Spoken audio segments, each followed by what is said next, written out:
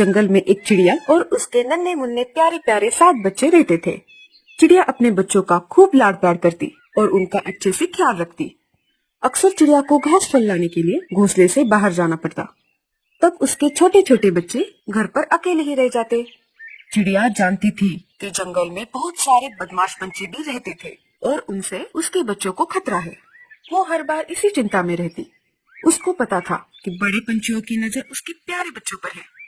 लाडू चिड़िया अपने बच्चों को खतरों के बारे में बताती और अलग अलग पशु पक्षियों के बारे में जानकारी देती, ताकि बच्चे सारे जंगल के पशु पक्षियों के बारे में अनजान न रहे। ऐसे ही एक दिन, घर का अनाज खत्म होने वाला है। मुझे बाहर जाकर कुछ दाना पानी इकट्ठा करना पड़ेगा ताकि मेरे बच्चे भूखे न रहे।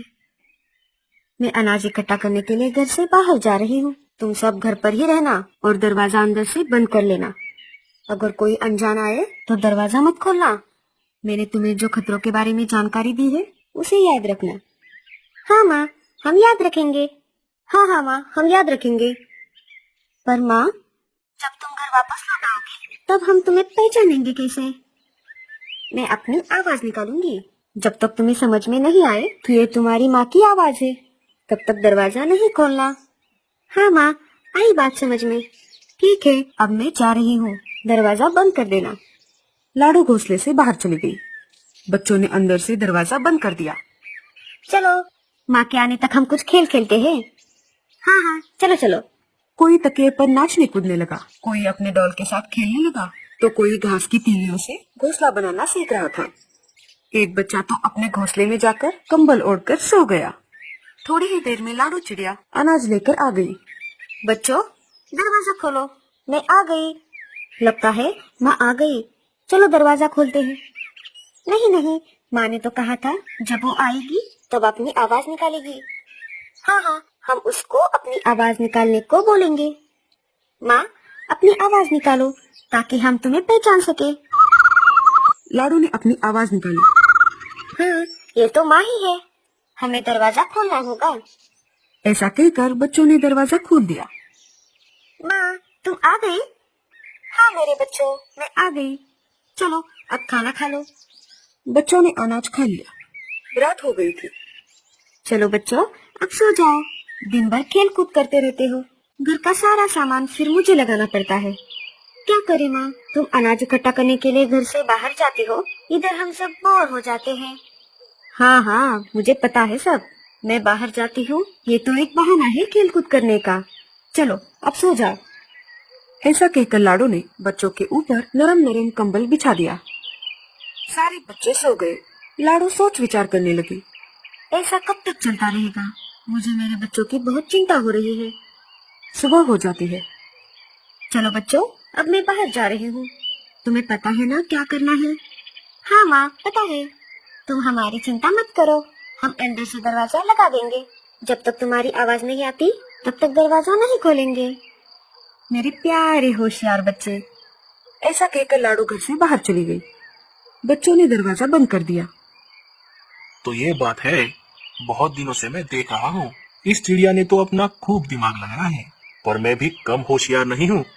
देखो अब मैं कैसे सारे बच्चों को फंसा लेता हूँ, फिर उन्हें पकड़कर बड़े चाव से खाऊंगा।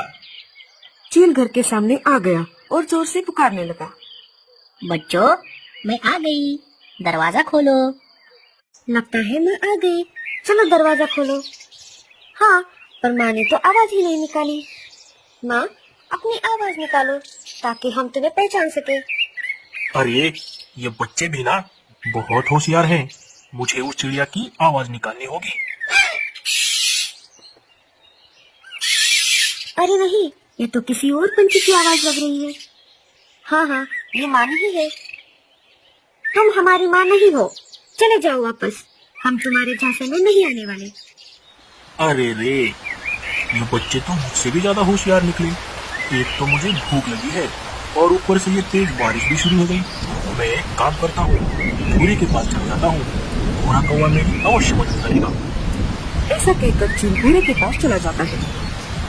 भूरा अपने घोंसले में घोड़े बेचकर सो रहा था। भूरे, अरे ओ भूरे, ये ऐसे नहीं उठेगा। इसके मुंह पे अभी पानी डालता हूँ, तब ये नींद से उठेगा। चील भूरे के ऊपर बारिश का पानी डाल देता है। कौन है? किसने मुझे जगाने की हिम्मत की? अरे मैं हूँ, तेरा दोस्त चीनू। क्या यार, ऐसी कौन उठाता है? क्या करूँ दोस्त, काम ही कुछ ऐसा है। ऐसा कौन सा काम है जो तूने मुझे इतनी मस्त नींद में उठाया? मैंने सुना था तुम्हें खाने में चिड़िया के बच्चे बहुत पसंद है। हाँ यार, पर क्या करें, आजकल की चिड़िया तो बहुत होशियार हो गई है। हाथ ही नहीं आती, ऐसे ही भूखी पेट सोना पड़ता है। अरे आज तेरी भूख मिटने वाली है, तू चल मेरे साथ। मुझे पता है तू किसी भी चिड़िया की आवाज निकाल सकता है। तू चल तो मेरे साथ, मैं तुम्हें रास्ते में सब समझा दूंगा। इधर लाडो चिड़िया के बच्चे अपनी माँ का इंतजार कर रहे थे। तभी चीलू और भूरा वहाँ आ जाते हैं। चीलू ने भूरे को सब समझा दिया था। चल अब जैसे मैंने कहा वैसा कर और जादू देख। भूरा घोंसले के सामने आ जाता है और लाडो चिड़िया की आवाज निकालने लगता है। अरे वाह, लगता है माँ सच में आ गई। बच्चे बहुत देर से भूखे थे। माँ, क्या तुम आ गई? हाँ बच्चों, मैं आ गई। अब जल्द से खोलो दरवाजा, मैं तुम सबके लिए बहुत सारा खाना लेकर आई हूँ।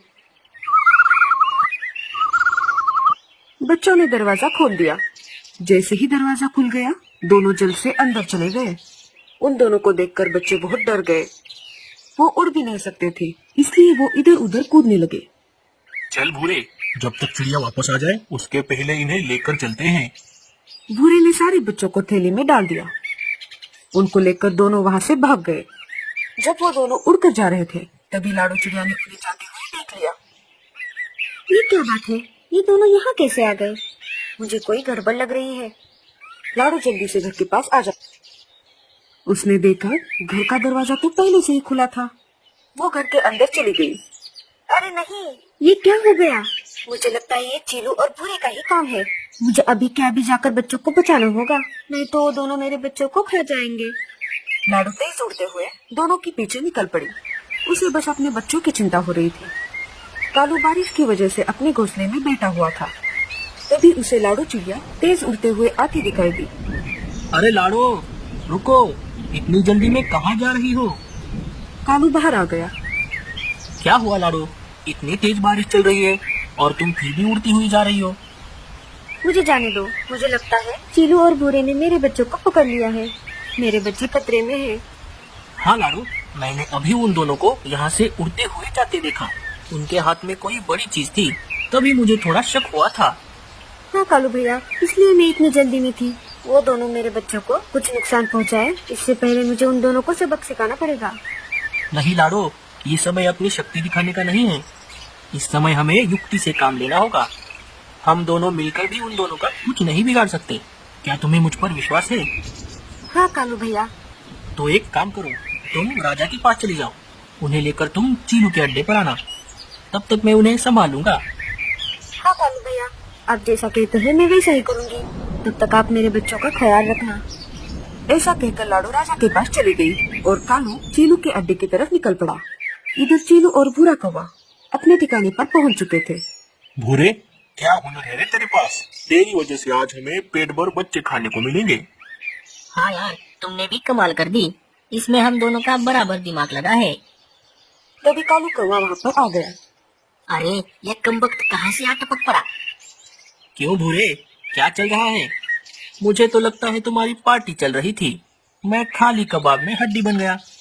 चलो यहाँ से निकलना ही बेहतर है, वरना तुम दोनों कहोगे बने बनाए घर में सांप घुस गया। हाँ ठीक ही कहा तूने, चला जा यहाँ से। हाँ हाँ, वैसे भी कौन रुकने वाला है यहाँ पर मेरे दिमाग में एक शंका थी, मुझसे रहा नहीं गया, इसलिए मैं पूछना चाहता हूँ। जो कहना चाहते हो साफ साफ कहो।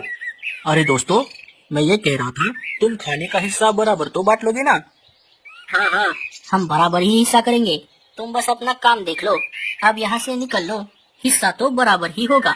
हम दोनों ने बराबर मेहनत जो की है। हाँ, मैं भी यही कहना चाहता था। अभी देखो ना, बच्चे हैं 7 और तुम हो 2, मतलब समझ रहे हो ना। अभी भूरा खाएगा 4 और तुम खा लेना 3, हो गया हिस्सा बराबर।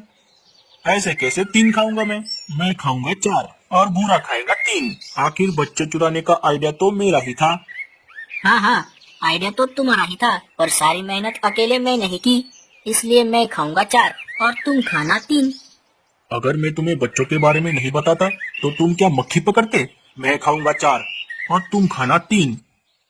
पर चलो भाई, तुमसे ज्यादा मेहनत तो भूरे ने ही की है, इसलिए ज्यादा हिस्सा उसी को मिलना चाहिए। मुझे पता था तुम उसकी ही साइड लोगे, आखिर तुम्हारा भाई जो है। अब तुम दोनों मुझे गुस्सा दिला रहे हो।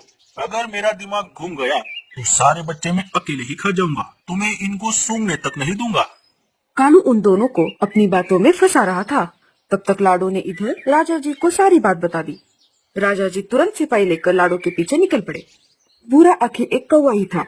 उसे कालू की थोड़ी थोड़ी बात समझ में आ रही थी। उसने एक तरकीब निकाली। ऐसा झगड़ा करके हमें कुछ नहीं मिलने वाला। हम एक काम करते हैं, एक बच्चा हम कालू को दे देंगे, हम दोनों 3-3 बच्चे खा लेंगे। आखिर कालू ने हमें देख जो लिया है, एक बच्चे के बदले हम इसे चुप रहने को बोलेंगे। वो भी खुश, हम भी खुश। अरे हाँ, ये बात मेरे दिमाग में कैसे नहीं आई? दिमाग हो तो आएगी ना। क्या क्या कहा तूने? अरे कुछ नहीं कुछ नहीं, मैं कह रहा था एक बच्चे से मेरा क्या होगा, मैं तो सारे बच्चे लूंगा। तुम्हारा दिमाग तो ठिकाने पर है ना, ये तुम क्या बकवास कर रहे हो? अरे मैं बकवास नहीं कर रहा, सच बोल रहा हूँ। क्या तुम्हें पता नहीं चला कि मैं तुम दोनों को अपनी बातों में फंसा रहा हूँ? क्या तुम क्या बोल रहे हो? उधर देखो ऊपर, सब समझ जाओगे। चीलू और बूरे ने ऊपर देखा तो राजा और उनके सिपाही उनकी तरफ आ रहे थे। कालू, हमें फंसाकर तुमने अच्छा नहीं किया, तुम्हें इसका अंजाम भुगतना ही पड़ेगा। राजा के सिपाही ने उन दोनों को पकड़ लिया। तुम दोनों ने चिड़िया के बच्चे चुराकर बड़ा अपराध किया है। तुम दोनों को भी काल कोठरी में बंद करवाने का आदेश देता हूँ। सिपाही पंछी उन दोनों को लेकर चले गए। कालू, तुमने अपने चतुराई की मदद से चिड़िया के बच्चों की जान बचा ली। हम तुम्हारे शुक्रगुजार हैं और बख्शिश के तौर पर तुम्हें नया घर देने की घोषणा करते हैं।